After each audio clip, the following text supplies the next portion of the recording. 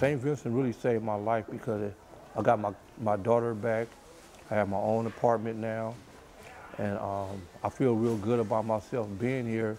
And I'm not ashamed to talk about the things that I've been through, you know, by being in the penitentiary for 5 years. And actually, when I came here, I didn't think St. Vincent was nothing. I just thought it was just a shelter, and that was it. And then I started helping out, and it really felt good helping out, giving back to the community. And so now I'm a staff here. I could tell people who's going through what I went through, the things that I did, and what I've been through, and now what I have accomplished, you know, out of life being here. And it just feels good to have my life back and to have my daughter, you know, and seeing that her dad is doing something. You know, I'm a dad and a father now.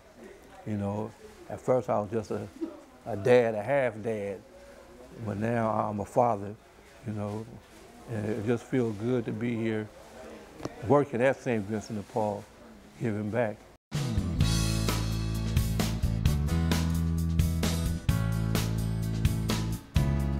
This new endeavor that we're doing here within the Society of St. Vincent de Paul, the Wellness Center, is a place where we have I think a new vision, in a sense, a vision, a simpler vision for our associates or for the people who come to volunteer here. We ask them to join in everything that we're doing, whether it be exercise, spiritual exercise, or whether it be physical exercise, whether it be a journaling class, an art class. Everybody joins together, and it's an amazing thing. I think rather than coming and bringing your gift and going out the door, leaving your gift behind, your sandwiches or your clothing or whatever it is you bring to assist people who need a little help, you come yourself and you come and join in the activities and you get to know people. And it's a wonderful way to further, I think, and deepen our own spiritual lives.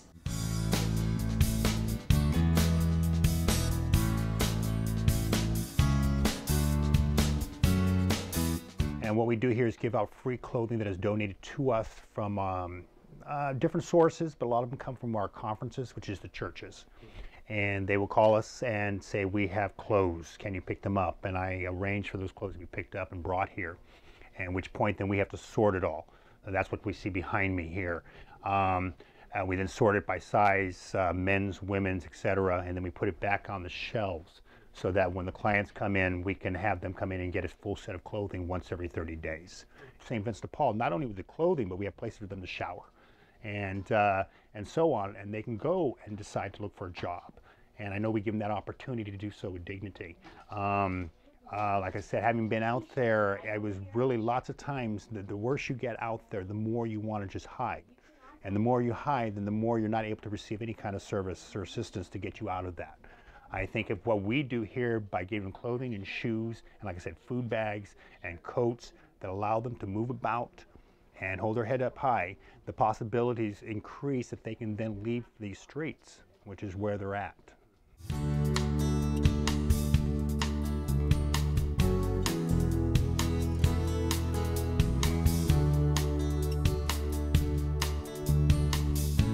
St. Vincent de Paul do for people. It's like this. You ever heard that saying, being at the right place at the right time? That is what St. Vincent de Paul is to our guests here.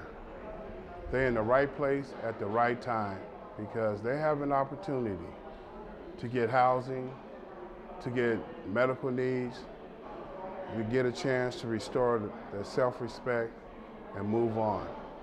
Coming through the doors here at the Embassy South, it's the first step to a new life. A lot of people come in here fresh off the streets with no skills. We have a kitchen downstairs where they go, they volunteer, and before you know it, they're learning to set up, they're learning to cook, they're learning to prep. They come here to this shelter and they learn skills. They learn basic skills, how to communicate. They've been out there, some have been on the streets for a long time, and they don't know how to communicate with each other. They form communities. They watch out for each other. They help each other. and it goes on.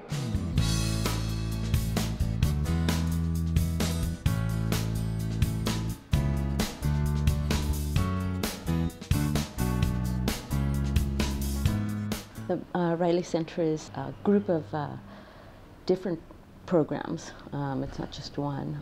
They provide everything from emergency shelter, where you can call a crisis line if you're in crisis, and you can come into shelter if there's room. We also have a transitional housing program where women can live up to 18 months while they're getting their lives situated. We have a community office where women can come either before or after, or in case going into shelter isn't quite right for them. We'd like to think that we are able to provide kind of follow-up and support services to ensure that people have the best possibility of success after they've exited the program. Because it's not set up in a clinical way, we're able to interact with people just on a very normal, kind of basic, like, I'm not, we're equals, and I'm just here to support your choices. Like, we don't feel like women get saved because we saved them. We believe that they saved themselves, and that's absolutely true. We just are there we're assistants. That's all we are. And I think by allowing people to be empowered and not stepping into a role where we become another person who tells them what to do, we successfully, support them to, become themselves, more themselves, and make choices that they actually really want.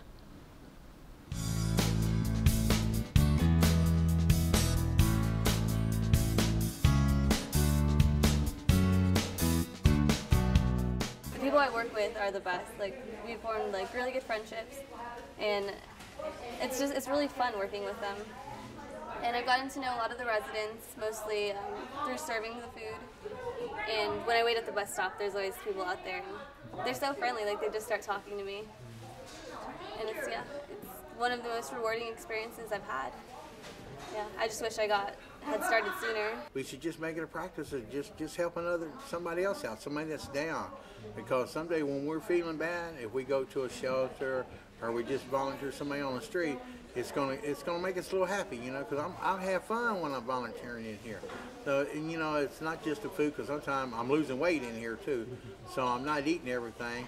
So I think volunteering it's good for my spirit, it's good for my health. But I think the main reason to volunteer is it's recognition that we are all in community, and we all need each other's help. We should all give back when we got it. If we have something to share, we should share it. And if we can assist anybody on their journey, that's our job. It's what we're supposed to do. It's the right thing to do. I just feel happy inside and feel good about myself because I know I'm doing something to help the world.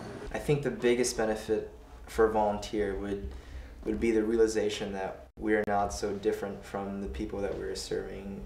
We all struggle with many different things, and it's amazing the many times that someone else's story has kind of opened me up to my own experience. Only through volunteers working with the poor, the indigent, the victims of whatever tragedy may have occurred in their lives, it's only through this relationship that real change can occur here in San Francisco, that the poor and the homeless will be recognized and assisted. We want everybody to live as comfortably and as safely and securely and as happily as possible. So volunteers do that, really assist in that, and make it happen. And I want to thank you for